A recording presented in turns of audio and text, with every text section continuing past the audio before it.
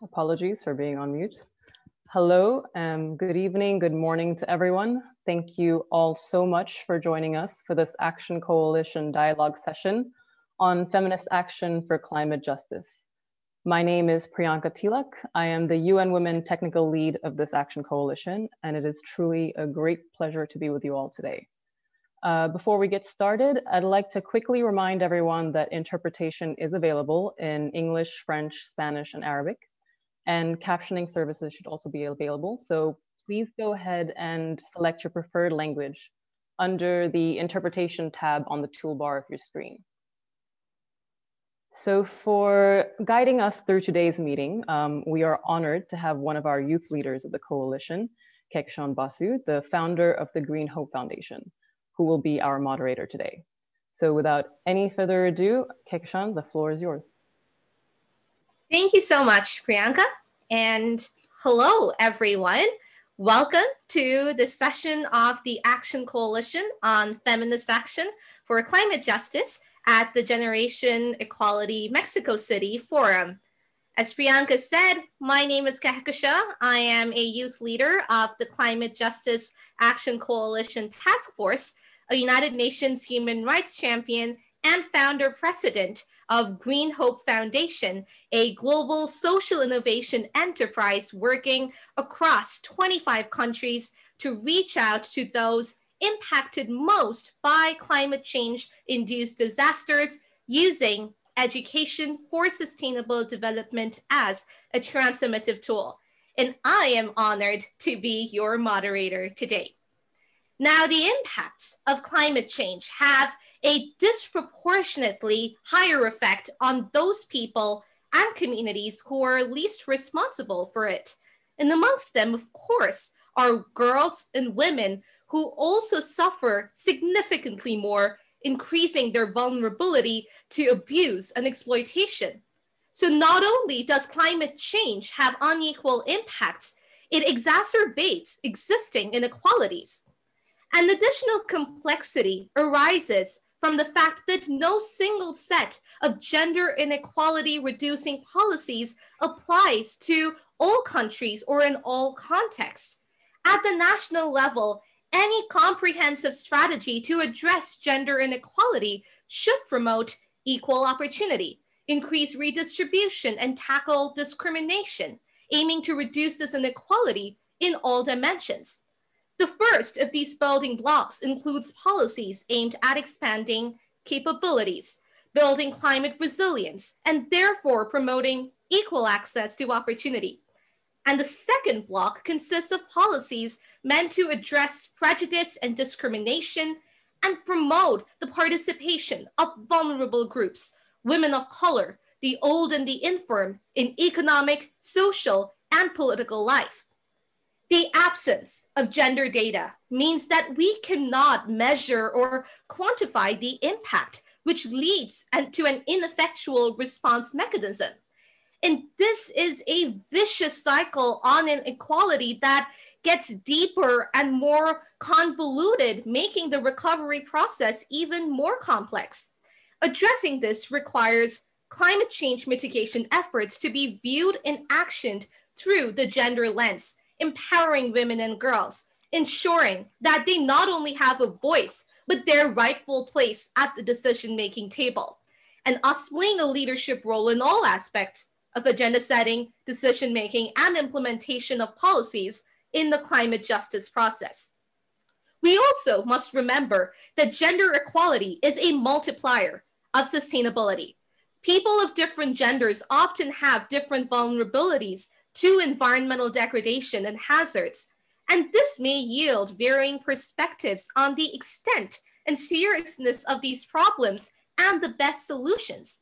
Defining dynamics within households, including amongst people of all genders, is critical to fully understand local environmental behavior and its outcomes. Women and children are more exposed to indoor air pollution from cooking with fuels such as charcoal and wood. The impacts of climate change on freshwater availability are even more for women and girls because as majority of water carriers, women and children not only spend a substantial amount of time and physical energy fetching water, but also risk injury and assault. And finally, while governments and other national stakeholders retain central roles in tackling gender inequalities, they are a global problem. Decisions by one country have ramifications for others through trade, finance, and investment. And in an interconnected world, national policy making is increasingly constrained by decisions made beyond borders.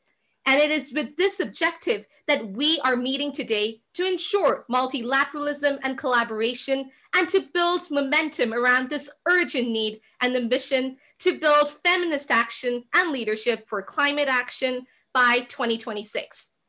Today's panelists will present the Draft Action Coalition Blueprint, present selected commitments, and discuss how to galvanize potential commitment makers, as well as promote the engagement of all stakeholders to make high impact, game-changing, measurable, scalable, and multi-stakeholder commitments.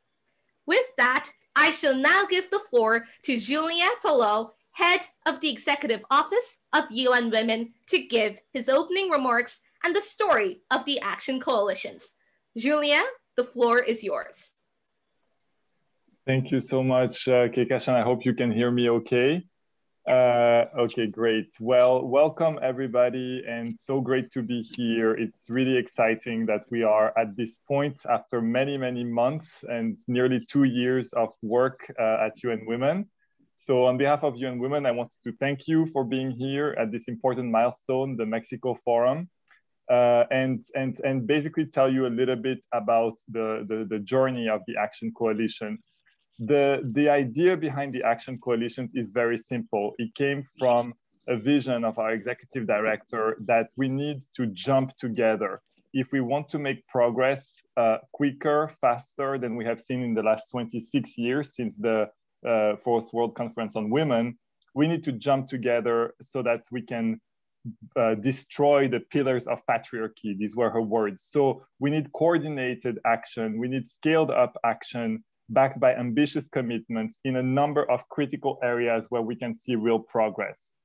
And that's even more important today when we have seen what the world went through over the last year with the COVID-19 pandemic, that we need concerted action to rebuild better, greener, in a more gender responsive manner, and that we can really leapfrog into a new reality, which will usher a new reality of equality.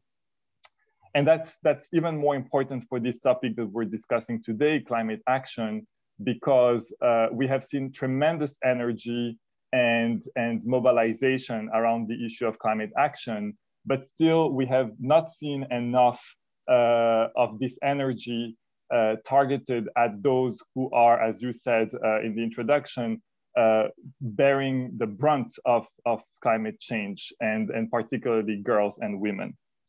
So this Action Coalition's journey started nearly 2 years ago. We first had to select the themes, and we went through a data-driven and evidence-based process to identify the 6 themes, which are the Action Coalitions today, which we're unveiling in Mexico today. We then issued a call to interest for leadership, and we received more than 2,000 expressions of interest. Out of those 2,000 expressions of interest, 95 leaders were selected, and they are now leading us into these 6 themes.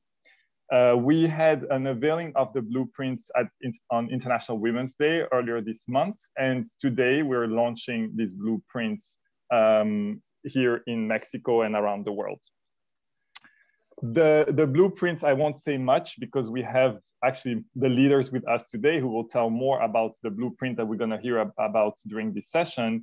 But it's really about putting women and girls at the heart of climate action. It's about ensuring equal participation, full participation, meaningful participation. It's about ensuring access to resources. It's about ensuring data and making sure that we have the evidence that allows us to have the right interventions to address climate action and climate change in a gender responsive manner.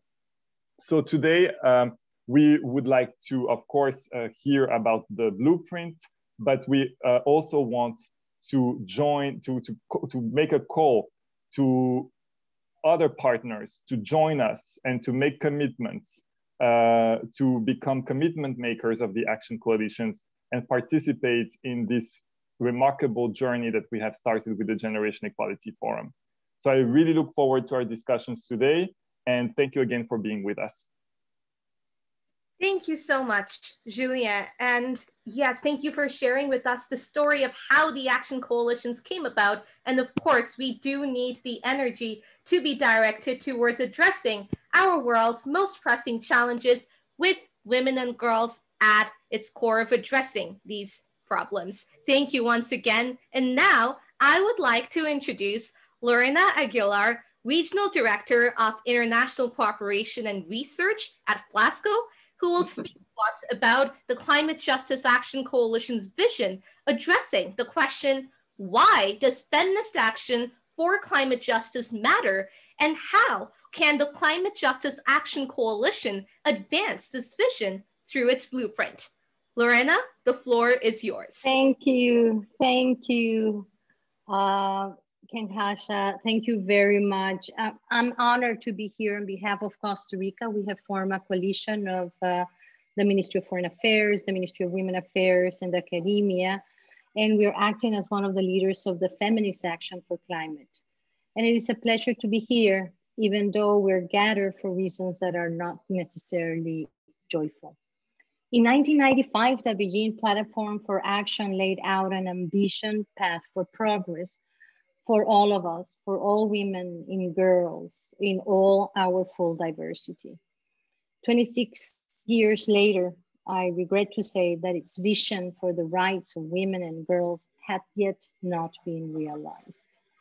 In fact, the COVID-19 pandemic has revealed how fragile those gains have been.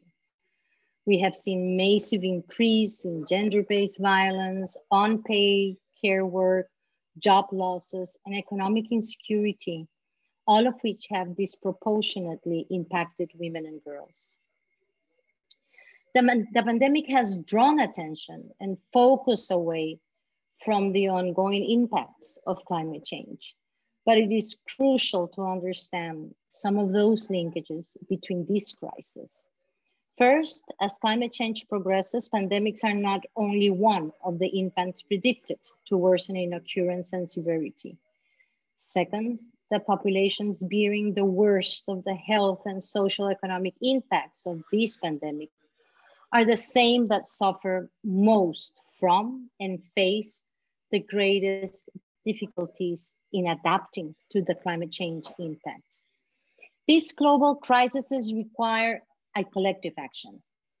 Our response to this pandemic presents a critical opportunity for all stakeholders to come together and create a shared response and build collective resilience to climate impacts.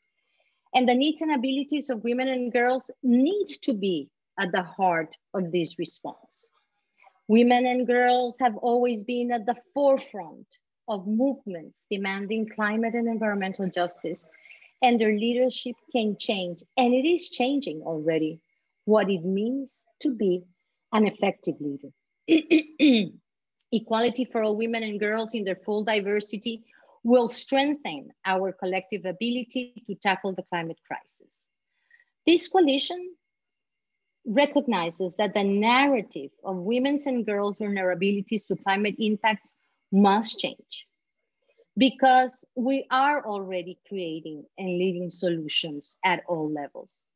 Our unique knowledge and skills can help make the response to climate change more effective and sustainable, which is why advocating for women and girls' rights should be at the center of our climate activism.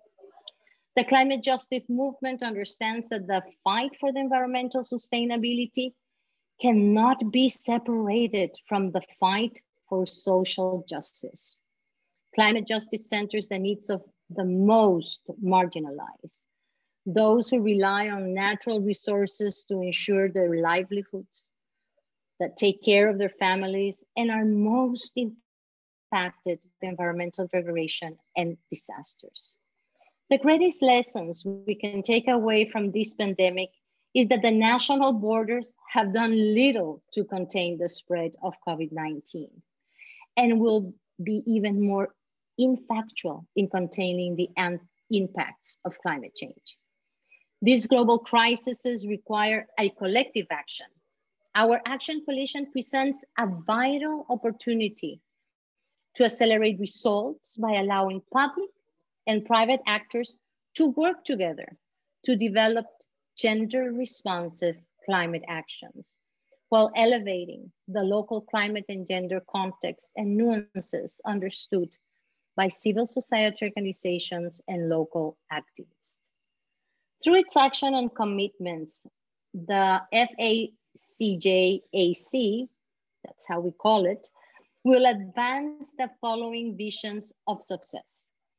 So we hope by 2026, we'll have initiated a transition to an inclusive and regenerative green economy that recognizes the interconnectedness of climate change with issues of gender justice and protect and amplify the voices of grassroots and indigenous communities, including frontline defenders across social and political arenas.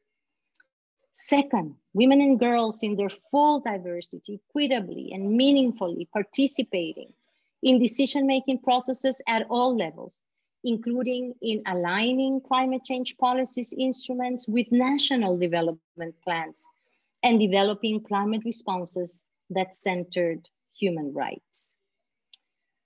We also think that financing institutions and the donor community reframe risk, prioritize women's organizations as a priority partner, and are held accountable to shift capital to support resilient societies and transformative investments in gender just climate and ecosystem-based approaches. And last, women and girls in their full diversity, equitable access to climate finance, technologies and knowledge, and access and control of natural resources for management and protection, including through securing land rights and ownership. None of this will be possible without the engagement of all of us, of every stakeholder, from governments to civil societies, to youth, the private sector, and the international community. That is what is needed to make the ambitious actions you will now be hearing become a reality. We encourage everyone to join us as a commitment makers to help realize the vision of success. Thank you very much. Thank you very much, Lorena. Yes, not only has COVID created a health crisis, it has created a humanitarian crisis by exacerbating and highlighting the gaps in our socioeconomic sectors. And we definitely need gender responsive mechanisms. And as you said, the fight for environmental sustainability cannot be separated from the fight for social justice. And that is why we have climate justice. And of course, thank you for speaking to us about our Action Coalition's vision and the long-term mission. Thank you so much. And we shall now begin our panel discussion where our speakers will present each action area of the blueprint. They will address the questions: how will the vision of the Action Coalition be achieved? What role can we play as government, civil society, youth organization, philanthropy, private sector organization, international organization to achieve this vision? And what obstacles and opportunities should stakeholders recognize for advancing feminist action for climate justice? First, I would like to introduce Laura Garcia, CEO and President of Global Greengrants Fund, to present the first action area. Laura, the floor is yours. Thank you, Kehkashan, and thank you all for being here. Thank you for the Generation Equality Forum for inviting me to speak to you today or tonight, depending on the region of the world where you are in. I'm Laura Garcia. I'm originally from Mexico. I'm CEO of Global Greengrants Fund, a global environmental justice organization that finances grassroots groups working on environmental and social justice around the globe. I would normally speak in Spanish being Mexican, but most of my work in Global Greengrants and here at the Action Coalition has been in English. So I will continue with this language for the interpreters. So as my fellow colleagues mentioned, we have seen over and over again that women are at the forefront of climate activism. Yet there is a hugely disproportionate access to funding for women-led climate solutions. This is a very key aspect of our climate, of our action coalition. Only 3% of climate funding is directed to women's climate action today. This needs to change.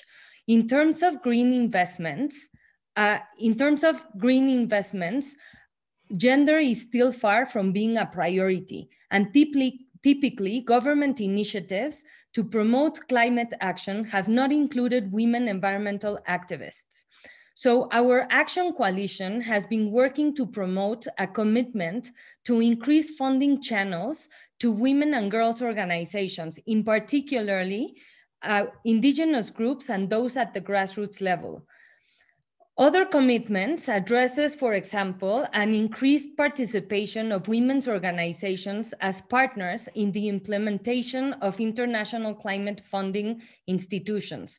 There is also a proposed commitment that we have been proposing and working on to shift public and private capital towards green gender responsive investments.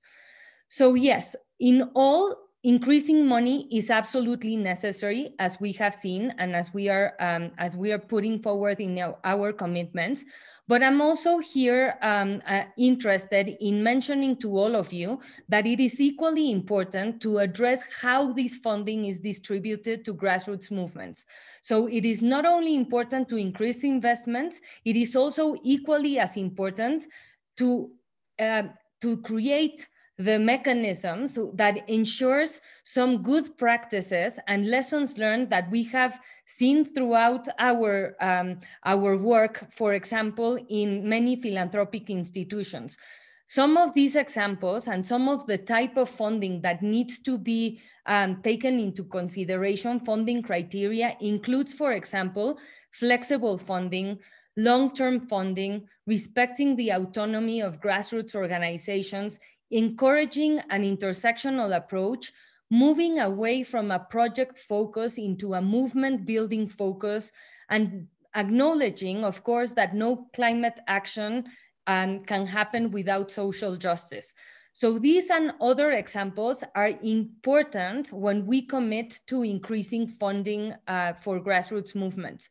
We also need to be aware of the risks involved in funding women's participation in climate solutions so that we avoid instrumentalizing women and putting the climate burden on them. They are leaders, but they are not responsible of the climate crisis. Private and public funding to grassroots movements is definitely essential, but it is also equally important for the government to address that restrictive laws are increasingly closing civic spaces. Grassroots movements need the necessary legal frameworks to encourage their own growth and their work, and freedom of association today is increasingly at risk. If we want to ensure direct channels of finance focused on grassroots organizing, we need to make sure that the laws for civil society do not impede this. Likewise, for the private sector, it is very important for us to avoid greenwashing because this is one of the biggest obstacles if we want to design true cross-sectorial partnerships and collaboration for feminist action in climate justice. Our action coalition blueprint must take into account the already existing infrastructures in civil society, including organizations like many environmental and women's funds around the world who have vast experience in funding grassroots movements. Before establishing new funds and before establishing new architectures of funding, this action coalition should really map the existing architecture and institutions out there, because otherwise it's going to be more costly and it's going to be a slow process and one that does not create unity but fragmentation. So there are already good examples out there. One worth considering and studying here is the Global Alliance for Green and Gender Action, GAGA, that consists of a collaboration of 14 women's funds, 5 environmental justice funds, and 44 organizations together in partnership with the Dutch government. GAGA has been working for more than 5 years now, and it is, to me, a good example worth putting here because it is an example that, that really showcases the true power of collaboration. So in sum, there are already existing effective partnerships that this conference should pay attention and add support. And it is essential for us to collaborate and to commit to this together. Thank you very much. Thank you so much, Laura, for detailing the finance action area, the tactics and commitments. And despite being at the forefront of the climate action agenda, it is saddening to note that women and girls are so severely underrepresented when it comes to receiving funding for our work on the ground. And I'm so glad that you mentioned focusing on how the funding reaches the grassroots. That's really important to ensure that it actually reaches those who are working on the ground and bringing about positive change. And of course, you are right, women are the leaders in this movement, but every person has to hold themselves accountable so that together we can ensure just climate finance and in turn ensure climate justice. Thank you once again, Laura. And I shall now invite Nohora Alejandra Quiguantar, coordinator of Tejiendo Pensamientos, to present the second action area. Alejandra, over to you.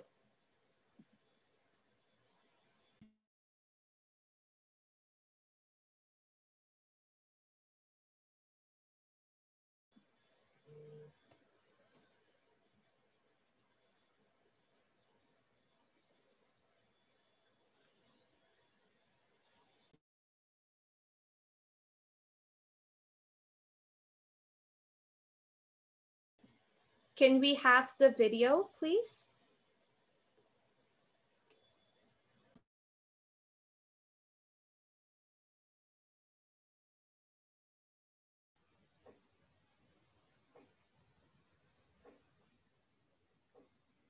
No sé si van a...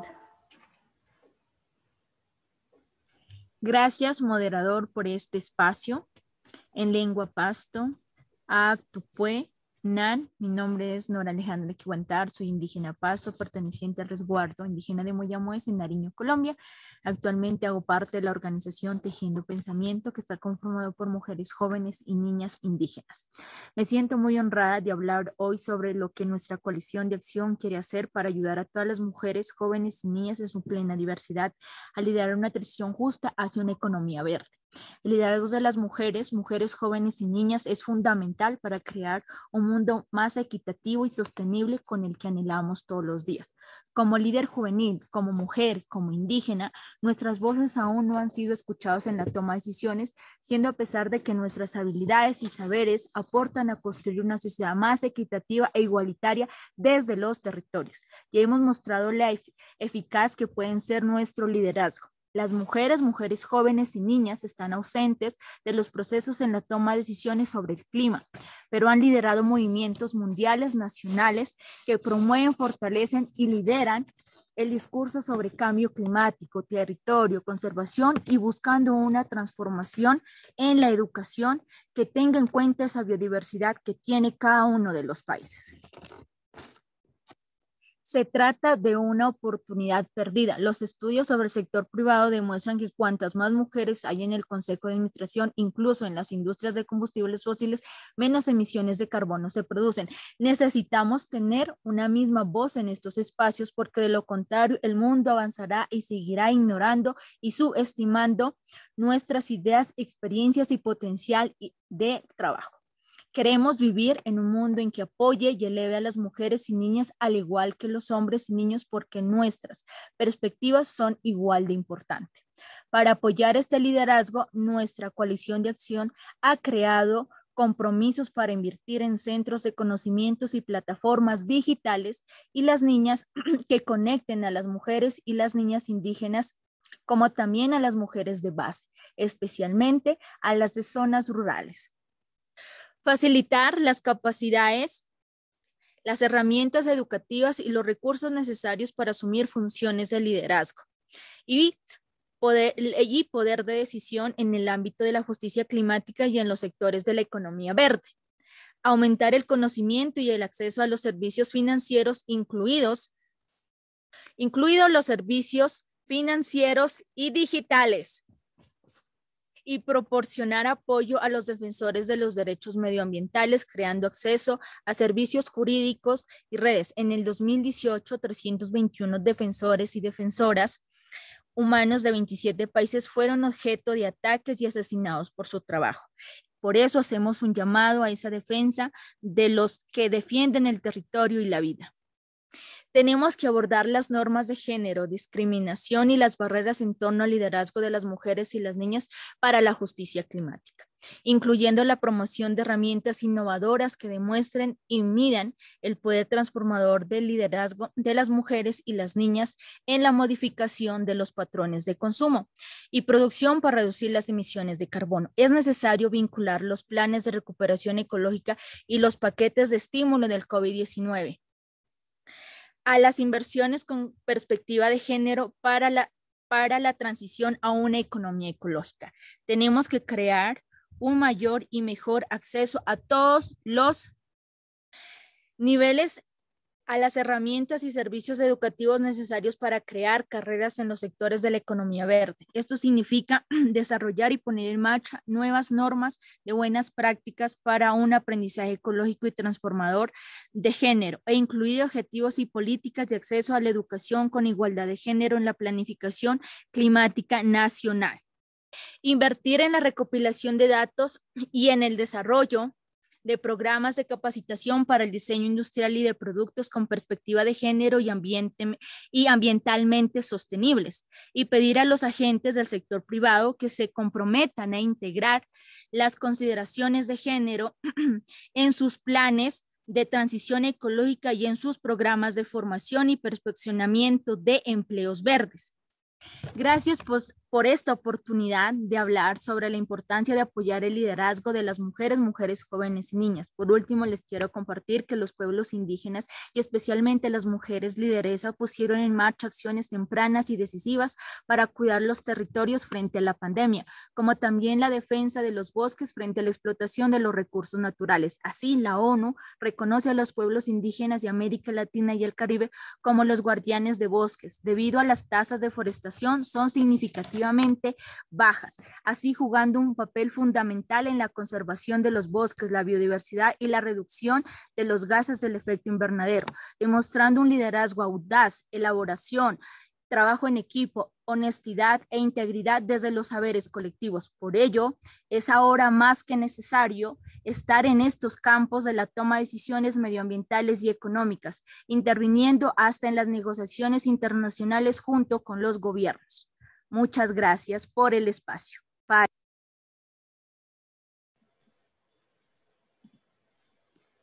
Thank you so much, Alejandra, for speaking about the leadership action area, tactics, and commitments. And you're right, the Indigenous perspective is so crucial in our fight for climate justice as the guardians of our forests and nature reserves. And we have to understand that in order to truly achieve climate justice, leadership should not just be a top-down approach, but actually take into account the unique perspectives of everyone. And only then will we be able to solve our world's greatest challenges. Thank you, Alejandra, once again. And I now give the floor to Olga Djanaeva, Director, Rural Women's NGO, ALGA, to present the third action area. Olga, you have the floor. Thank you, Kehkashan. And warmest greetings to all. I'm Olga Djanaeva, from Rural Women's Association, ALGA, from Kyrgyzstan, Central Asia. And it's my great honor, a pleasure, be one of the leaders in the team of Action Coalition on Feminist Action on Climate Justice. Our Action Coalition developed an action area specifically targeted to build the resilience of women and girls to climate and disaster risks, mitigate climate change, and address loss and damage. This is because gender inequality is both a driver and consequence of exposure to climate risks and disasters, which results in disproportionate impact on women and girls, and disasters which results in disproportionate impact on women and girls. Due to climate change, evidence shows that agricultural production will reduce drastically by 2050, leading to higher food prices and food insecurity. Globally, almost 1/3 of employed women work in agriculture, and it remains the most important employment sector for women in low-income and lower-middle-income countries. But women and girls are not just victims of their circumstances. They display extraordinary resilience and create innovative and transformative solutions. Indigenous and rural women use ancestral knowledge and practices to build resilience in a changing climate. For example, by preserving crop biodiversity and seed varieties, protecting pollinators and local bee populations, using natural soil building and fertilization methods, leaving forests intact, among others. And yet, women and girls continue to be ignored in environmental and climate planning and are often prevented from participating in community planning. Action Coalition Action Area on Resilience. We need to implement an approach that can create equitable access to and control over resources, a gender-just cooperative model. Evidence shows the strong potential of resources, a gender-just potential of agricultural and technology cooperatives to increase access to resources while boosting women's empowerment and closing gender gaps. It has strong positive impact on women's income and decision-making power at the household, group, and community levels. This is a vital opportunity to invest in such a model to build resilience of women and girls at the grassroots and rural levels. Women and girls are also missing from climate decision-making processes, including at the local or municipal level, due to lack of information and capacity to engage in such processes. We must implement actions and commitments that lift up the invaluable expertise of marginalized groups, such as grassroots and indigenous women, by enabling them to access climate planning processes, starting at the rural level, where they have the best knowledge for how to manage resources sustainably. And land tenure and security for women and girls can strengthen sustainable development outcomes. According to Landesa, which works to secure land rights for rural people, women's rights to land leads not only to more agricultural productivity and food security, but also to higher incomes, education, healthcare, decision-making power, and political participation. It can even reduce gender-based violence and child marriage. The UN and other development actors need support to help build the government capacity for developing and implementing gender-responsive climate and environment policy instruments in mitigation, adaptation, and loss and damage, and align these strategies with national development plans. And gender-just climate solutions, in particular led by women and girls, need to be scaled up through capacity building, mentorship, technical support, and linked to private sector actors and networks for more opportunities for investment. Rural women of our association already has experience in integration of resilient measures in form of affordable, innovative technologies in their own lives and for their community, such as applying eco-sound technologies for preservation of the ground, drinking water from contamination, and for improvement of the sanitation condition in rural schools. Installment of solar filters and the wetlands for reuse of the gray waters for irrigation of the kitchen gardens in the context of water scarcity. Using solar energy for heating and for getting hot water that increases the level and quality of life standards and gives them sense of destiny, dignity life. Construction of solar dryers for drying fruits, vegetables, fish that ensure their food security and rich nutrition. Construction of energy-saving stoves for their houses and promotion of agroecology in their farming practices. While closing, I encourage everyone to join us as commitment makers to help us refine and implement these commitments to realize the vision of success. Thank you so much, and I wish all the best to every one of you. Thank you very much, Olga, for presenting the Resilience Action Area, tactics and commitments. As you said, women and girls are not just victims of circumstance. We are the leaders in our own zones of influence, and it's something that I see firsthand working on the ground, especially in the solar and agricultural areas that you mentioned. But it is so sad to see that despite their leadership roles, despite the fact that they are the embodiment of resilience, they are prevented from being a part of the decision-making processes. And in many societies, women have traditionally been the keepers of rich knowledge about plants, animals, ecological processes, and as you rightly mentioned, their rights to land and natural resources also helps to address other challenges brought about by gender inequality. So we definitely need gender-just climate solutions at all levels, starting right now. Thank you once again, Olga. And I'd now like to invite Cate Owren, Senior Gender Program Manager of IUCN, to present the fourth action area. Cate, the floor is yours. Thank you so much. Thank you to each of you, Ms. Moderator, to our hosts, the Government of Mexico, to my fellow panelists and allies, and to all of you on the line here gathering today because you are committed to a new generation of equality. Thank you. My name is Cate Owren, and I work with the International Union for Conservation of Nature, IUCN, a member union composed of very diverse state and non-state actors working together toward a healthy, just planet. And that requires gender equality. It has been energizing and critically important to be part of this Feminist Action for Climate Justice hub. Why? Well, let's look at some of the evidence we have on hand as environmental practitioners and decision makers. We know from a range of sector-specific studies that women and girls are 14 times more likely to die in disaster contexts than men. We know that women are the majority of farmers around the world, but receive just 5% of agricultural inputs and support.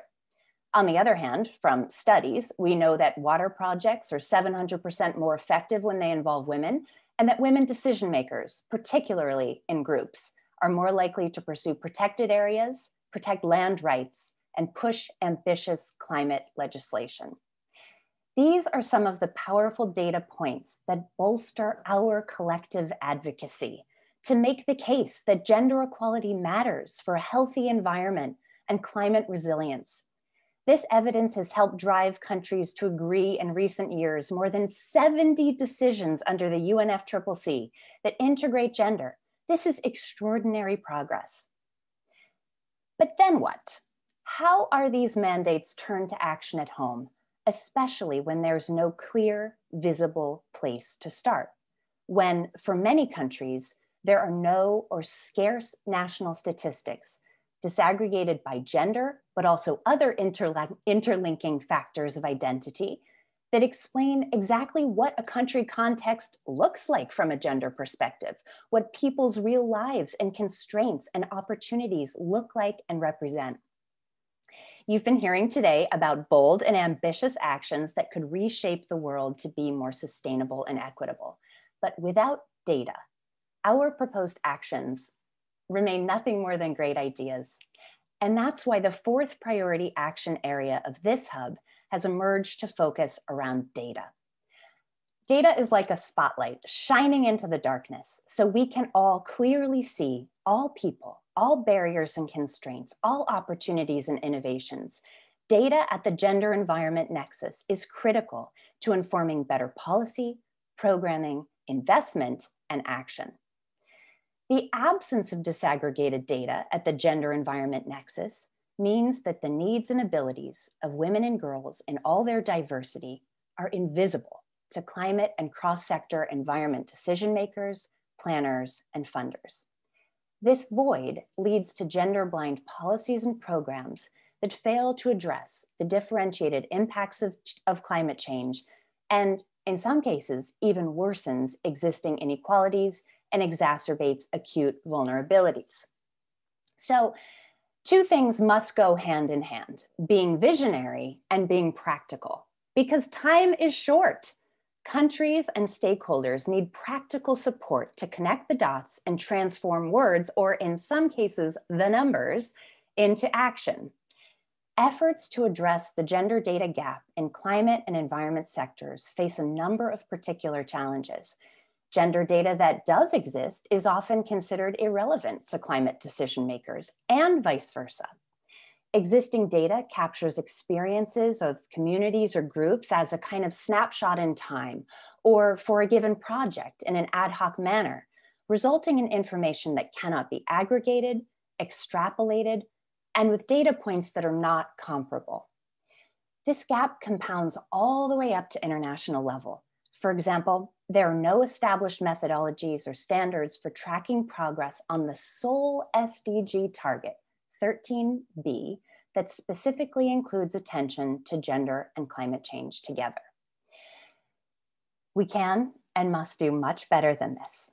We need stronger, clearer baselines to understand the diversity of all our lived realities and take better steps forward to equality, resilience, and sustainability. To achieve this, our hub has discussed that we need to significantly increase financial and technical support for gender environment data production in all regions across all sectors. We must then take the next steps, ensuring this data is analyzed, communicated, and applied to inform gender responsive policies, strategies, investments, and actions that truly meet our interlinked global goals. So here are what some of the commitments look like to put this into practice. Investing in and better targeting advocacy and communications to ensure national development and environment sector strategies and stakeholders understand and take steps to address gender gaps, including through using gender indicators. Building capacities across sectors to collect and apply gender data. Supporting the implementation of nationally representative individual level surveys that measure issues at the gender environment nexus. And I must say, Mexico's time use survey is one of arguably the leading examples in the world to follow. Supporting the creation and use of innovative approaches for generating statistics through non-conventional data sources, including citizen-generated data, through indigenous networks, through farmers' cooperatives, etc. And developing sectoral gender analyses, for example, in relation to energy, care, transportation, built infrastructure, and many others, all others, for use in national level policymaking for greening the economy. At IUCN, our work includes dedicated attention to identifying and filling gender environment data gaps.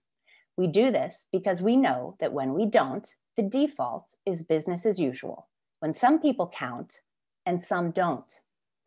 We look forward to joining hands with each and every one of you, and we encourage you to join us as commitment makers to help us realize a truly just, safe, and equitable world. Thank you so much for this invitation to join you, and I wish you a good night. Thank you very much, Cate, for detailing the data action area, the tactics and commitments. And gender equality is critical for addressing all sustainability challenges. And it is really weird to know that there is such a huge gender data gap, basically sweeping all of our unique problems and challenges under the rug. And that raises the question, if we don't know what the challenges are, then how do we address them? So therefore, as you said, gender data that is analyzed, communicated, and applied properly is absolutely crucial in every aspect of development, and of course in every SDG goal, target, and indicator. Thank you once again, Cate. And thank you to all of our panelists for your comprehensive overview of each of the action areas, tactics, and commitments. We shall now launch a poll, and we would like to request you, our wonderful audience, to answer the question that'll be up on your screen soon. Can we have the poll, please? So the question is, as you can see on your screen, which action area is most urgent to address? Finance, leadership, resilience, or data?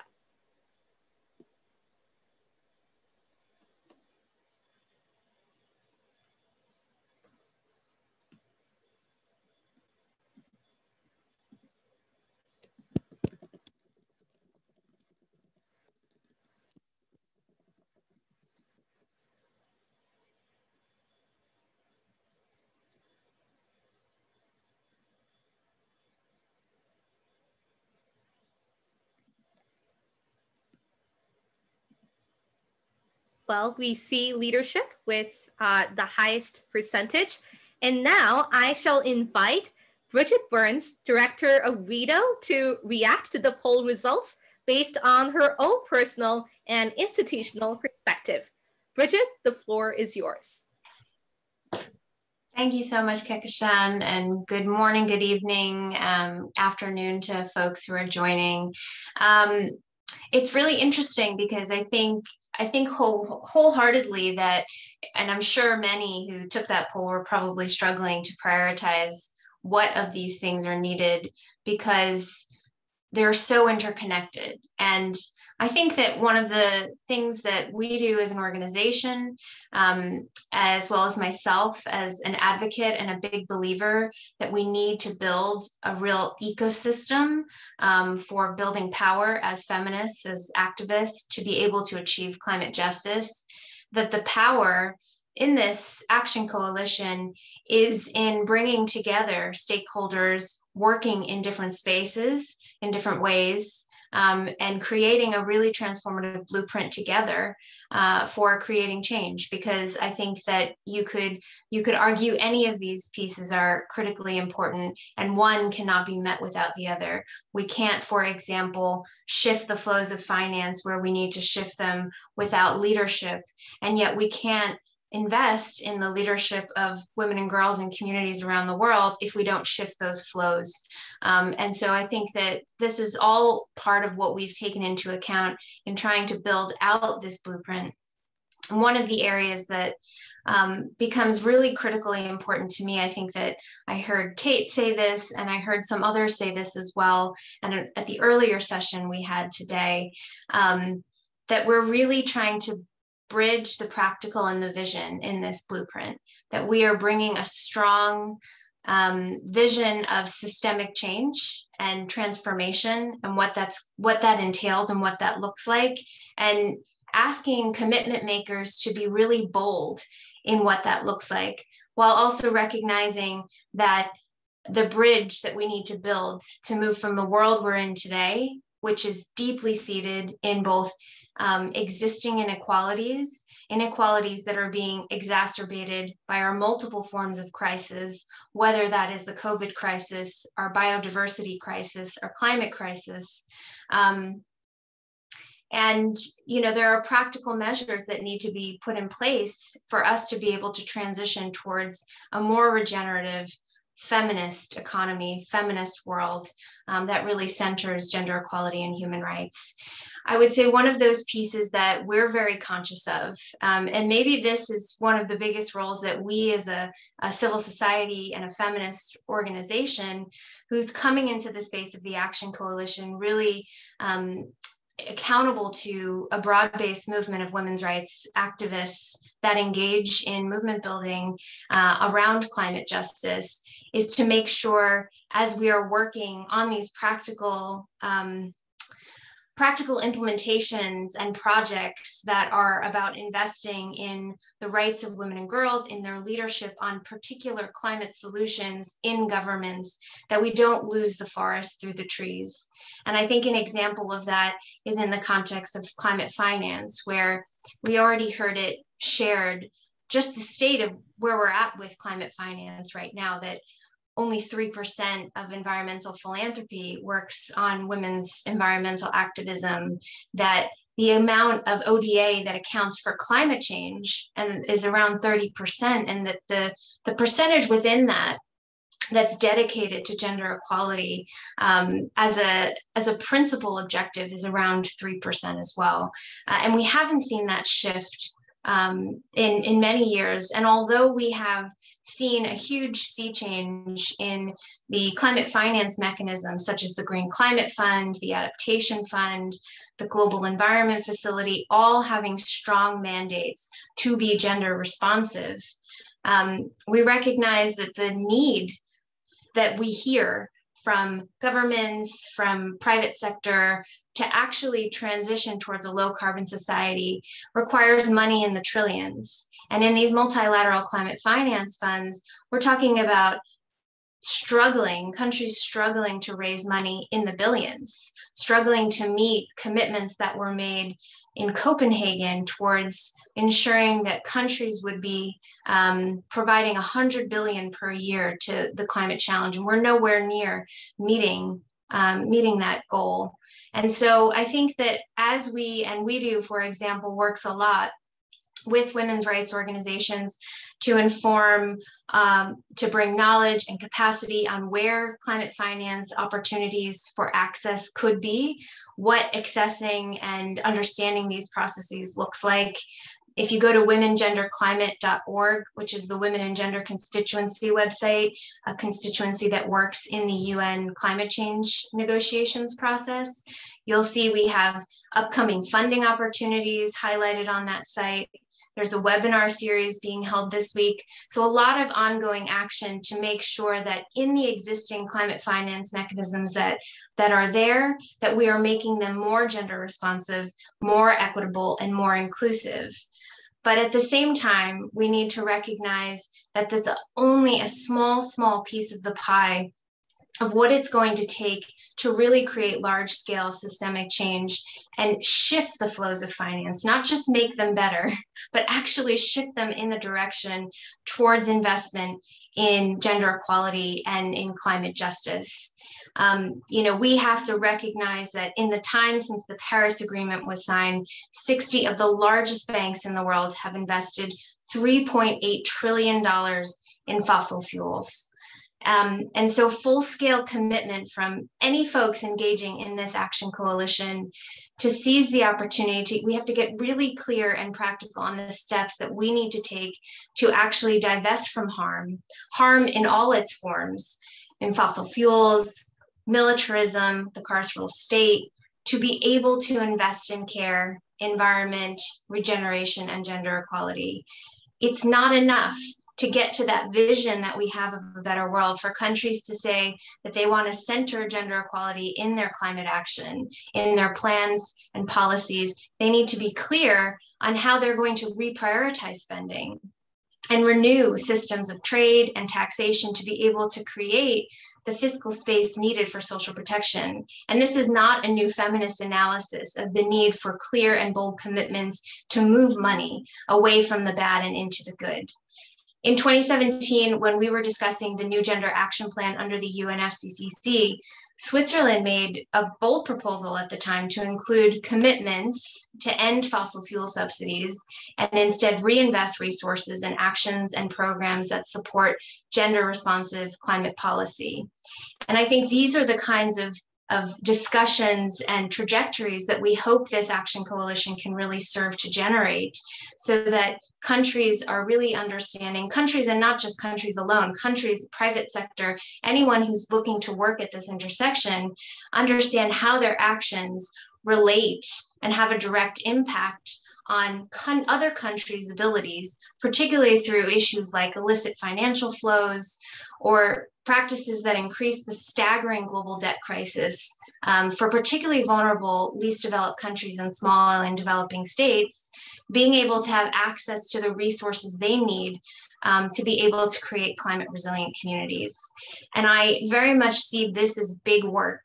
It's big work that's connected to other of the action coalitions, to the Economic Justice Action Coalition.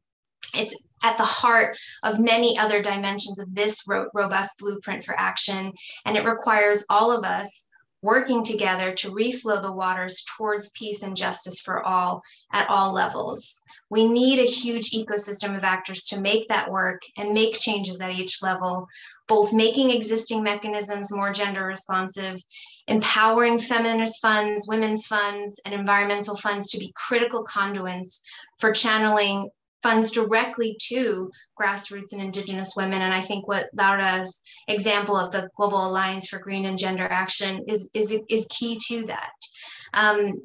And we also need to not lose sight of the forest for the trees, to recognize progress, but be unafraid in calling out systemic issues. And I really think that's the power of this action coalition and this potential blueprint, is that we're going to be meeting the practical to the vision.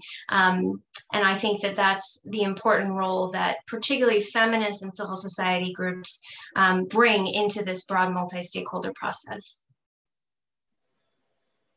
Thank you so much, Bridget. You're right. The power in the Action Coalition and our Action Coalition is the collaboration of stakeholders bringing their special, diverse perspectives to the table. As you said, every action area has their unique place in our fight for climate justice. And in turn, our work connects with the work of all of the other action coalitions. And together we can achieve that peaceful, just, gender equal, and sustainable world for all.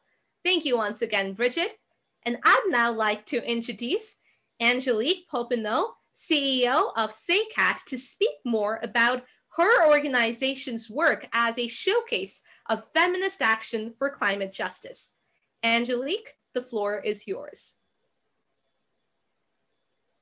Thank you very much. Greetings from the Seychelles.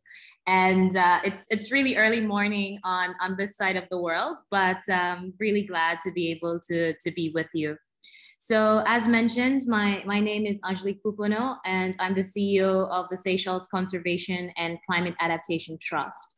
So this is a conservation trust fund, and we finance initiatives to support ocean conservation, climate adaptation, as well as the development of the blue economy. And it's really great to share platforms with fellow colleagues who have inspired me in my journey. It's really good to see Bridget again. And since joining SeyCCAT, which is the trust in short, I am the first female, and the first Seychellois CEO of the organization. And as soon as I joined, I made equity and inclusion a central pillar of our work. So we are a financing mechanism, and as indicated, we do support ocean conservation and climate adaptation initiatives. But the problem was, it's always worth noting that bringing finance and making finance available is only one aspect of the issue. And as it was indicated, it must have been very difficult to actually prioritize leadership, finance, and so on, because they are all very much interrelated. So what we've seen is that in the past, many of the finances that we had available was being tapped into by very experienced NGOs with years of experience of project writing and very few being led by women. But through a targeted communications approach, a peer-to-peer capacity building, it's really effective to see how young women in particular are best able to learn from other young women. And since these changes have been put in place, including ensuring language was not a barrier to accessing our finance by making the process available in our native language, in SeyCCAT Creole, we've found that 50% of our projects are now women-led or led by organizations that are women-led. This has forged the pathway for women to be part of designing climate solutions, to use nature-based solutions to address climate change. And most importantly, what we found with the solutions that women are coming up with is very much linked to providing sustainable livelihoods, to increase resilience of women, in particular in small island developing states and coastal states. With this, we have also introduced a need for gender disaggregated data. We now have that in place. We have a monitoring framework that ensures that we're capturing gender disaggregated data. And I think it's worth flagging at this point that such trust funds are national bodies and they're national intermediaries. And there are these real benefits to having these national intermediaries as part of the global financing, climate financing process, because we are on ground. You know, we have a really good understanding of how to take targeted approaches to ensure that women and young people as well are also participating and being able to benefit from climate finance. But what we see is that typically international larger intermediaries are accessing finance. And for example, SeyCCAT is not GCF accredited yet, but we've seen other vehicles similar to that of SeyCCAT who have received GCF accreditation. And one example is in Namibia, and where you really see how such vehicles are actually ensuring access to finance for young people as well as women. But in terms of support, and I'm so glad that I've been able to take part in this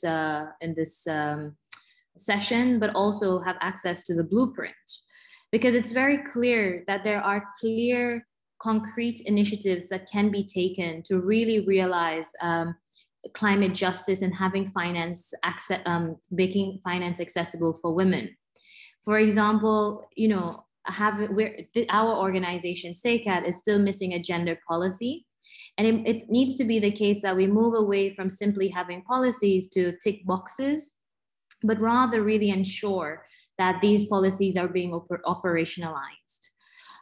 Women, what we found as well is that women typically apply for small grants, and again here very much linked to the conversation of finance and leadership, but it's only once they've built their capacity, or we've built our capacity and confidence to be leading larger projects and managing more money, that we see the transition to accessing larger grants. So these really are very much interrelated, and they must carry each other simultaneously. So there is definitely a need to find the balance to make proceeds accessible whilst maintaining the standards that donors want to see. But I think donors as well need to be very conscious and aware and be part of this process. So to my mind, and I hope others will join our support in the blueprints for FACJAC. In my view, the blueprint is bold, it is visionary, but it is not one that is still in the clouds. It provides concrete actions that can be taken and really provides a clear pathway to achieving climate justice and having feminist action to realize that. And just to end, I'd like to say women need to be part of the solution, and that without equity, solutions are not likely to be sustainable. I'll end it there. Thank you. Thank you, Angelique, for highlighting the importance of taking the steps towards removing the barriers that impede the meaningful participation of women and girls in climate justice, and it's wonderful to hear how much of a positive impact that removal has on ensuring greater diversity and equity. And of course, gender equality, equity, and women and girls have to be at the core of every solution, because as you said, otherwise it will not be sustainable. Thank you once again, Angelique. I shall now give the floor to Ana Rosa Calado Cyrus, youth activist of Engajamundo, to give another example of feminist action for climate justice. Over to you, Ana. Can we have the video, please? Hola a todos, un gusto estar aquí y muchas gracias a la Coalición Feminista for Climate Justice por la oportunidad de representar tantas voces latinoamericanas que no son escuchadas. Soy Ana Rosa, joven brasileña, latinoamericana, profesora. Vivo en Belém, en la Amazonia. Aquí en Brasil, como en todos los países donde la herencia de la colonización todavía dicta las reglas, la violación de cuerpos, saberes, vivencias, historias, aún es una arma que silencia nuestras luchas. Es por eso que luchar o ser activista no es una opción, y sí, una cuestión de supervivencia. Hoy vengo aquí a hablar de mi historia y de tantas otras que, así como yo, luchan diariamente por el derecho de existir. Y cuando hablo, eso no es solo sobre el derecho de estar aquí, sino de tener derecho a escribir y dictar nuestras propias historias. Yo vivo en la Amazonia y mi pueblo, a lo largo de todo su camino, tuvo que luchar, y en todo momento, por la pluralidad de nuestros territorios y cuerpos, a seguir luchando por una única forma y opción de sobrevivir. Territorios son invadidos, tierras quemadas, constantemente nos están violando. Nuestros cuerpos, nuestros bosques, nuestra naturaleza, nuestras vidas. ¿En qué momento de la historia de la humanidad pasamos a separar las personas de la naturaleza? ¿En qué momento pasamos a ser esclavos de un modelo de desarrollo que traga y explota todo lo que hay delante? ¿Cuándo hemos reñido? ¿Cómo llegamos aquí? Son esas las preguntas que me traen hasta acá. Y ahora yo les pregunto, las decisiones hechas, el activismo climático, todas las discusiones que pasan acá, incluyen caras de personas como yo. Ayer en Brasil murieron más de 2.000 personas por la pandemia del COVID-19. Esa gente es gente como yo, gente que no tuvo la oportunidad de ser escuchada. Y las que siguen existiendo sufren sin auxilio, sin empleo o sin derecho a luchar por la dignidad bajo por una política que prega la muerte. Es ese sentido que reafirmamos que la justicia climática a la lucha debe ser acerca también por la justicia social y racial. La lucha por justicia climática necesita ser anticolonial. Uno de los ejemplos de eso es la falta de visibilidad que nuestros movimientos de resistencia tienen en nuestros países, cuyos líderes políticos en su mayoría son de género masculino y de piel blanca. En ese sentido, cuando una mujer como yo se destaca, ella es víctima de un proyecto de silenciamiento. Para ilustrar eso, se puede traer el caso de María de Franco, activista negra, defensora de los derechos humanos, así como yo. Y a pesar de las investigaciones, hasta hoy, 3 años después, aún nos preguntamos, ¿quién mandó matar a Marielle? Infelizmente, ese caso es solo más uno. Según datos del Global Witness, en 2020, Brasil seguía siendo uno de los países que más mata activistas socioambientales y de derechos humanos. Y nosotros estamos acá hoy hablando de justicia climática, igualdad de género, pero en mi país ni siquiera hay justicia. Y a pesar de todo eso, resistimos. Aprendimos con nuestros ancestrales los saberes tradicionales de supervivencia. Y hoy la juventud demuestra su fuerza. Por eso tengo muy orgullo de hacer parte del Engajamundo, una organización liderada por jóvenes, para jóvenes, donde soy coordinadora del proyecto de trabajo en género.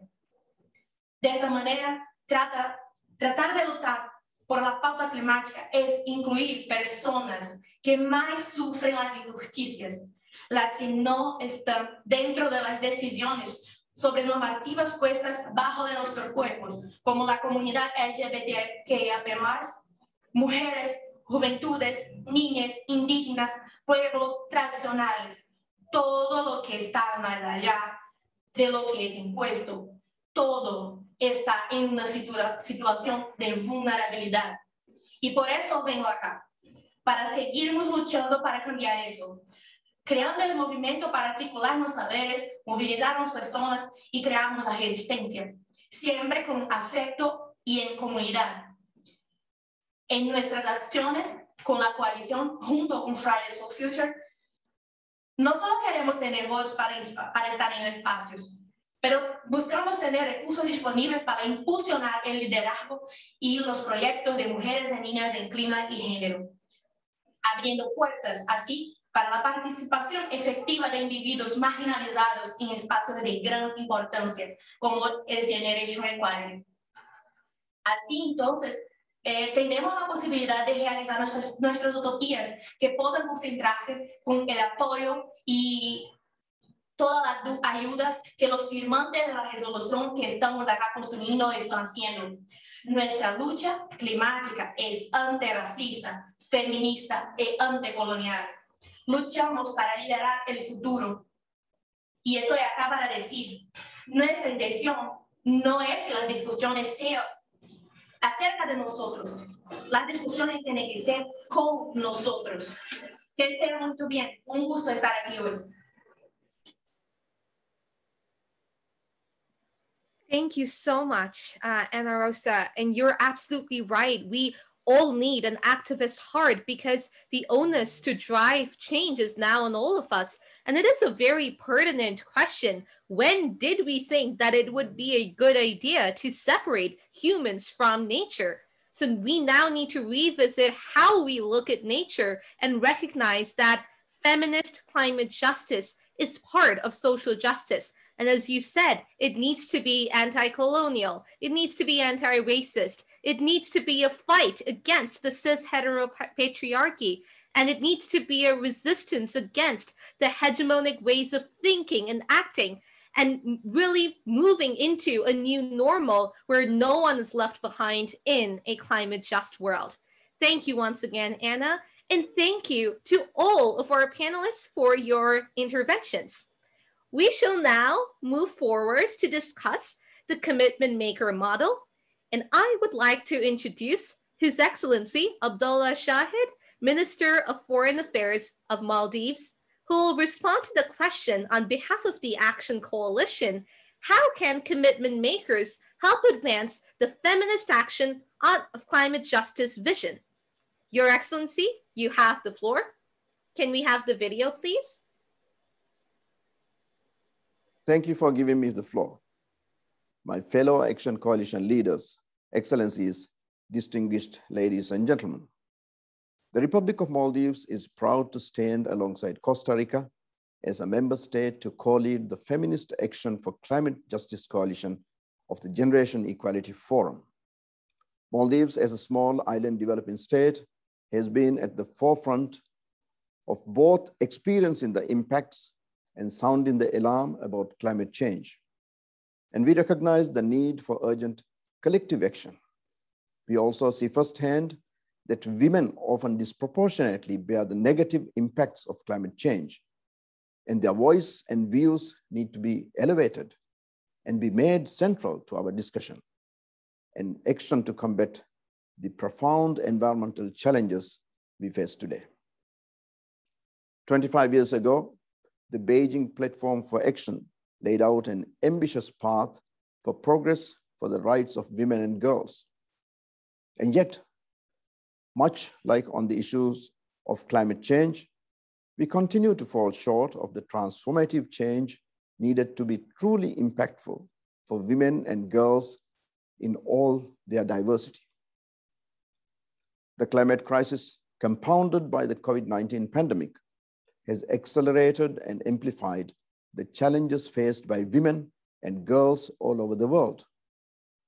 The Generation Equality Forum is very exciting because it creates a crucial opportunity to thoughtfully build a world that works for all women and girls, as well as men and boys.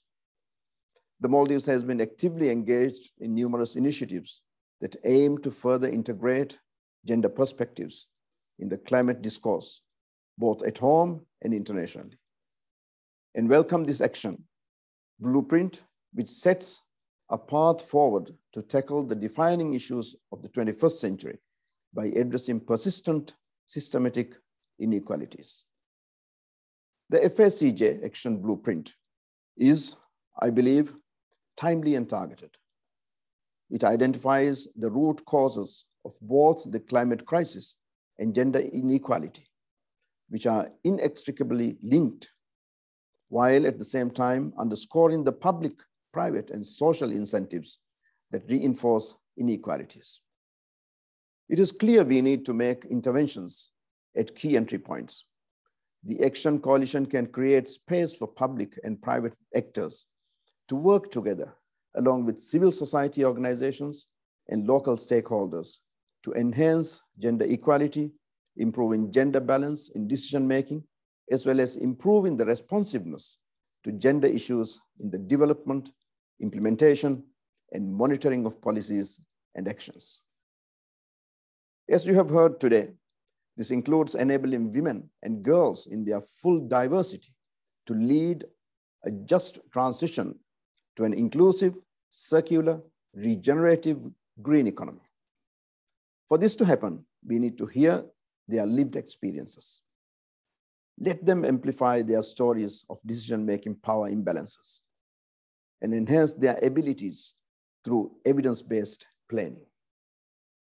By undertaking a systematic approach, we can dismantle existing inequalities, such as the fact that women-led households are both more vulnerable to climate change due to social and economic inequalities and have less adaptive capacity.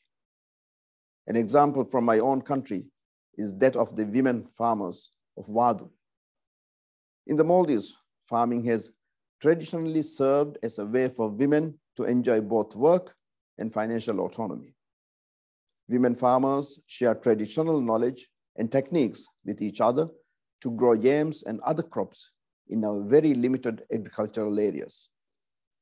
However, climate change has resulted in hotter days and change in drought and rain patterns, thus leading to smaller yields.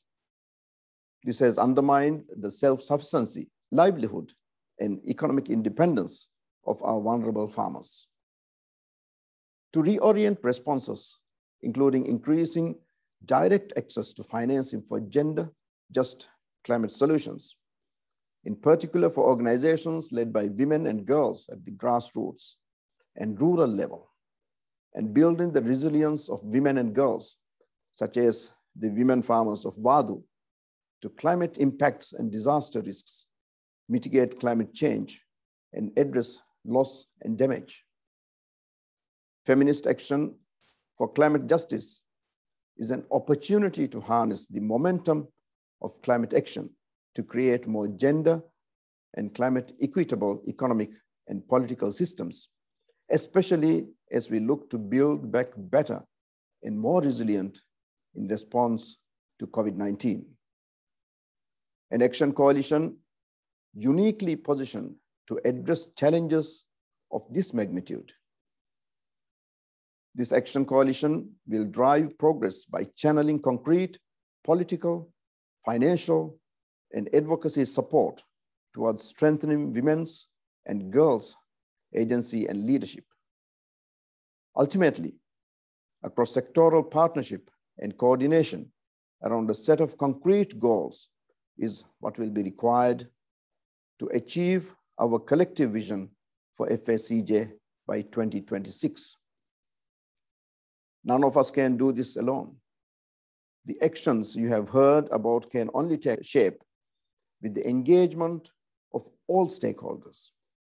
We need to build collective efforts between civil society organizations, youth, governments, the private sector, philanthropy, and international organizations.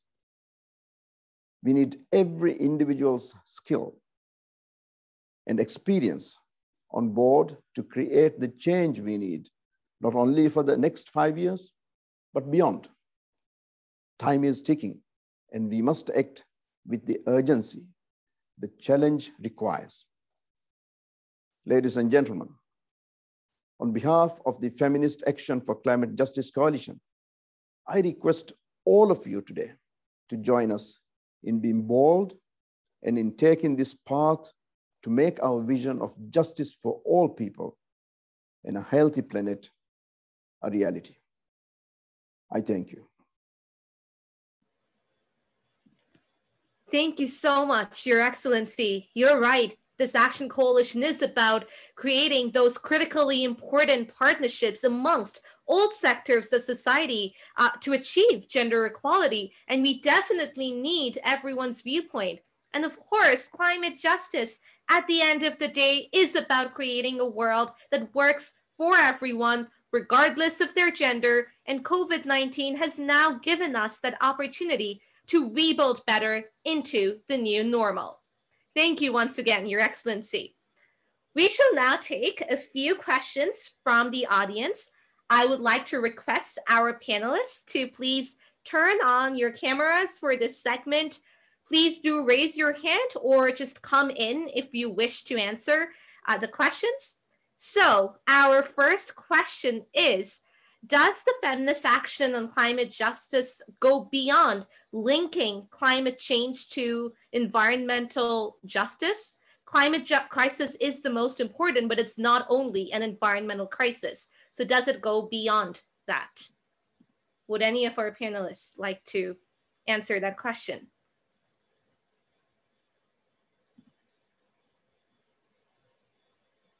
Alejandra, would you like to take the floor for this one?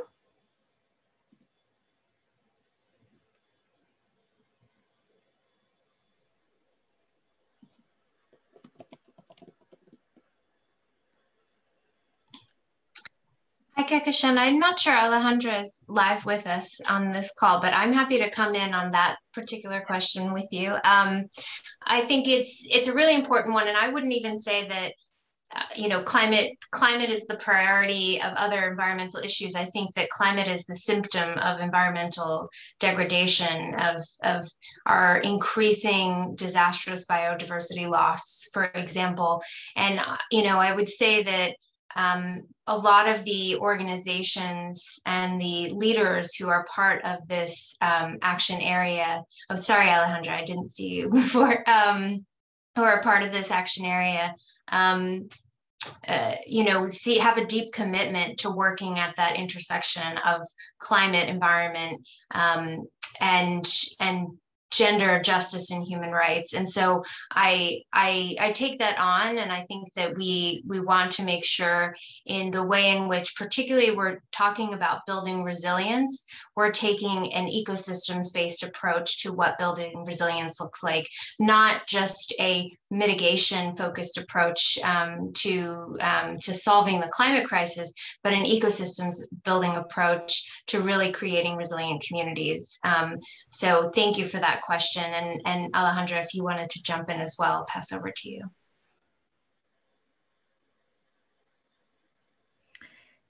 Buenas noches para todos en este espacio. Ahí articulando el diálogo, considero muy importante este trabajo desde las comunidades de base. Es esencial y no solamente buscar esas herramientas, sino también promover lo que ya tienen las comunidades de base, esas prácticas sostenibles, esa soberanía alimentaria. Pero también yo quiero hacer un llamado o un eco en este espacio a esa defensa de los derechos humanos frente a los activistas ambientales. Es un claro ejemplo que actualmente, especialmente en Colombia, estamos ocupando el primer país con más líderes ambientales asesinados, que incluyen mujeres indígenas que le hacen frente a los territorios y a la defensa, especialmente a la megaminería. Es por ello que considero que la acción feminista para la justicia climática es fundamental y es una herramienta necesaria que se necesita en articulación con los convenios que se vienen trabajando, entre ellos el convenio de Escazú, que es fundamental para esos derechos de los líderes ambientales, así como también recalcar comunidades resilientes y también recalcar que esos fondos de financiación sean para las comunidades de base, haciendo un seguimiento y verificando que se llegue a los territorios. Creo que eso es fundamental. Muchas gracias.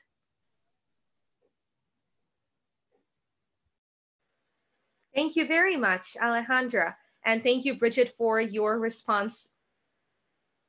I think my voice is... let's see.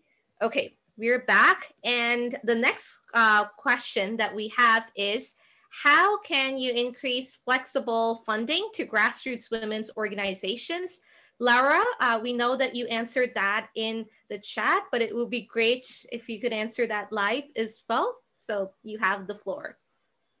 Sure, thank you. As I mentioned in the chat, I think that the first thing that we need to recognize is that there are still many people who are yet to be convinced of the power and the importance of social movements to combat the climate crisis. So first and foremost, the most important thing to do here is convincing investors, convincing governments, and convincing private and public entities that financing grassroots organizations is actually key to create the solutions that they're intending to create with their traditional investments that do not touch grassroots organizations and that are usually thought of as big, scalable solutions that are usually captured or implemented by large organizations, but that are not really connected or close to the ground.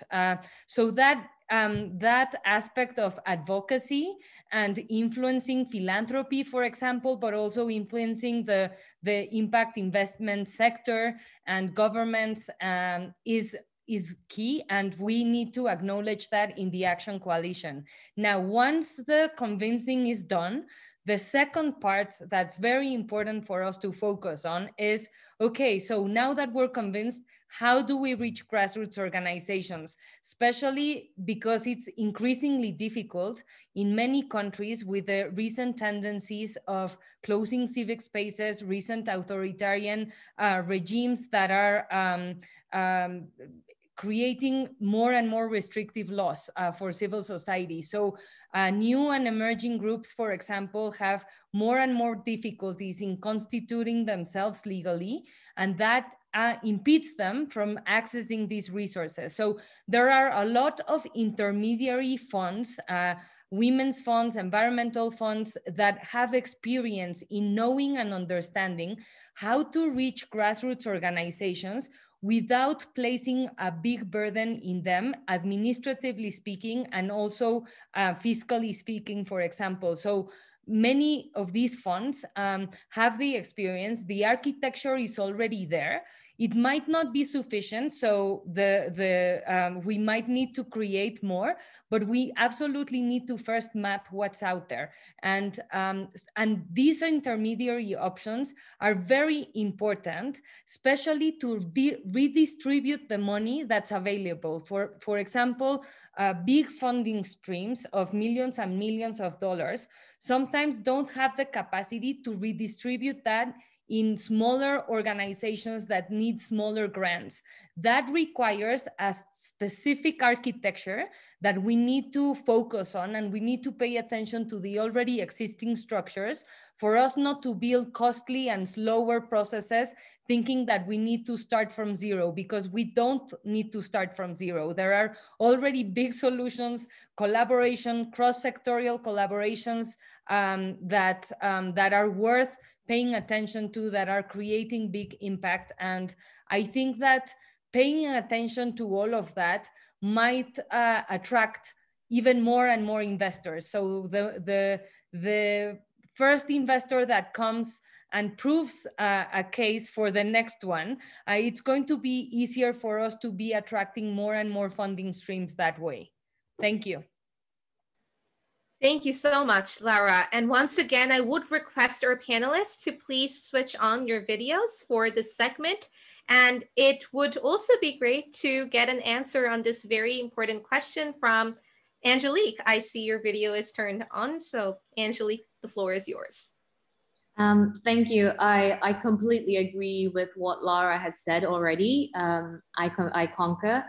I think the addition I would make is to also say that in these institutions, in these financing bodies, I think we need to also get more women in leadership positions there. I don't think we can detract from the need to convince those who are already there. But I have seen that when you do have women in the top leadership of these financing bodies, the people reviewing the proposals, there is less convincing to do. And it really takes it a step, it brings us closer to where we need to be. So that's just one thing that I would certainly add to what Lara has already said. But I completely agree and echo everything she said. You know, and I've made the point in my intervention about really the need to look at structures, learn from those that are working well, and then ensure that there are platforms to really exchange that knowledge so we can also, so others can learn from good practices. And I think that's going to be key to ensure that we don't end up in a cycle of reinventing the wheel, but rather learn from best practice and then come with new innovations if required. Amazing. Thank you so much, Angelique. Would any of our other panelists like to answer this question? If not, we have one final question, and that is, what actions can the general public take to support the feminist action for climate justice? And in general, how can the public get involved? Any of our Action Coalition leaders would like to answer this?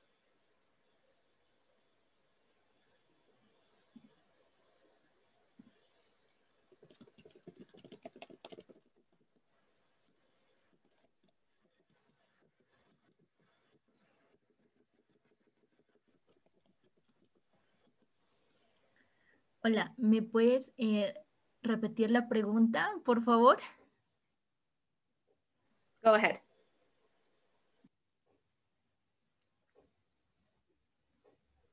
Kehkashan, can you repeat the question, please? Yes, of course. The question is, what actions can the general public take to support feminist action for climate justice, and how can the public get involved? Bueno, gracias. Bueno, yo considero fundamentalmente que como jóvenes, como comunidades, como mujeres indígenas, mujeres rurales, uno de los compromisos a hacer es seguimiento a estas políticas públicas que se desarrollan dentro de las mesas de diálogos, así como mismo la intervención. Pero aparte de la intervención es también hacer acciones desde los territorios, a nivel local, nacional e internacional. Creo que esas acciones nos permitan a nosotros aunar esfuerzos. Además, también ese diseño de una política pública global frente a los gobiernos que articule a los países a nivel también mundial para una política frente al cambio climático. Entonces yo creo que es un trabajo de manera conjunta, donde desde los territorios y a nivel internacional podemos hacer frente a esta crisis. Algo que es bien importante reconocer es que los recursos naturales y la conservación de la biodiversidad es fundamental para los jóvenes, las mujeres, porque de ello depende, digamos, una equidad de género. Entonces, es una invitación a trabajar de manera colectiva en el desarrollo y en la articulación de estos proyectos y que también hagamos velar ese cumplimiento, que hagamos respetar y también llevar a hacer desarrollo de ellos. Entonces, eso sería como la invitación. Muchas gracias.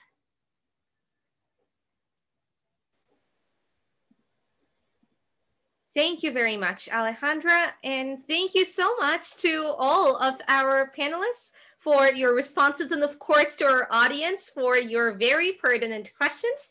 I shall now invite back to the virtual stage Julien Pelot, head of the Executive Office of UN Women, to speak to us about the way forward. Julien, the floor is yours. Well, thank you so much, Kehkashan, and to everyone today. It's nearly 1 a.m. here in New York, 12:40 a.m. And it's going to be very difficult to go to bed after this because I feel so energized by this discussion and, you know, mostly by the incredible spirit of community that we have created through this action coalition. And whether we're in Kyrgyzstan or in the Maldives or in Seychelles, Mexico, Brazil, New York, Costa Rica, Colombia, and I'm sure I'm forgetting many other countries, we are united in our conviction in tackling the issue of climate action and climate justice from a feminist perspective and from a gender responsive perspective. So this is really, I think, a great start for this action coalition. And I know that the leaders here, when they hear me say a great start, they think, no, but we have already started. We have done already a lot of work. But for many people who are listening to us today, it is a start. We've heard, I think Laura was saying that we don't need to start from zero. We know a lot. We know what needs to be done. We've heard about the need for finance. We've heard about the need for more women in decision-making. We've heard about the need for laws and policies that support an enabling environment for women to have their rights realized, including an enabling environment for civil society, for mobilization, for organizing. So we have a clear blueprint. So where do we go from here? And I want to pick up on the last question that we have heard. What can the general public do? Well, anyone can now push for a drive for commitments. What we need is bold, ambitious, game-changing commitments into this action coalition, commitments from governments, commitments from the private sector, commitments from civil society, commitments from youth organizations, commitments from all stakeholders. And we have to work together to push for these commitments to be big, to be significant, and to really drive accelerated actions in the next 5 years to achieve the goals that we have set ourselves for this action coalition. So you know, there are various types of commitments, as you can see on the slide now. There are financial commitments, advocacy commitments, policy commitments, programmatic commitments. And so one thing that we're calling on today, UN Women, together with all the Action Coalition leaders, government of Mexico, France, civil society, youth, is to really have all the stakeholders think about the commitments that they will make. But we also call on the general public, on civil society, on youth movements to push for those who hold the power to make commitments to shift the power and to make commitments to transform, to make commitments to transform into a world that we want to see, a world that is greener, a world that is more feminist, a world that is more equal, a world that is more just. So I will leave it at that. Thank you so much to all the participants today, of course, the panelists, but also all the participants who are online, who have asked questions, who feel that they are part of this. You're part of this. We're all in this together. So now let's move forward. Paris will be at the end of June, 30th of June to 2nd of July are the dates of the Paris Forum. So between now and Paris, it's the drive for commitments that starts. Let's get this action coalition activated. Let's get commitments and see you in Paris in a few months. Thank you very much. Thank you so much, Julien. And thank you to all of our panelists and the audience for such an engaging discussion. The passion that we witnessed today gives us a lot of hope for the future. We know that the COVID-19 pandemic has pushed back much of the development, but at the same time, it has also opened the door to a new global realization that rebuilding better must have climate justice and gender justice at its center. We must continue to collaborate and engage all actors and stakeholders, leveraging the strength of multilateralism to convert action agenda items into reality. It's critical to monitor progress and keep an eye on the milestones that we've set for ourselves. And let us really use and utilize our combined strengths and unique perspectives within the Action Coalition platform to address and overcome the inequalities in order to create the future we want. To conclude with the words of Audre Lorde, I am not free while any woman is unfree, even when her shackles are very different from my own. The pandemic is not over, so please take very, very good care of yourselves, your loved ones. Please stay safe, and we look forward to continuing our engagement with you. Have a great rest of the Generation Equality Mexico City Forum. Thank you so much, and goodbye.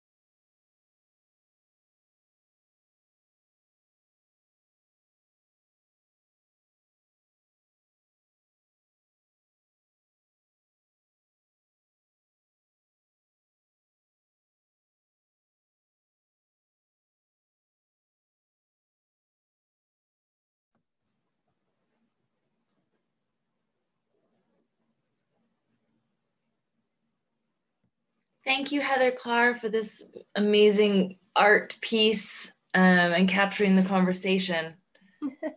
Sure, I'll leave, but good, glad you liked it. Yeah, must be a tough job, but really impressive. So thanks so much. Of course, thank you. And will you be, sorry, I know I'm kind of using a back channel here, but will you be sharing this with the difference?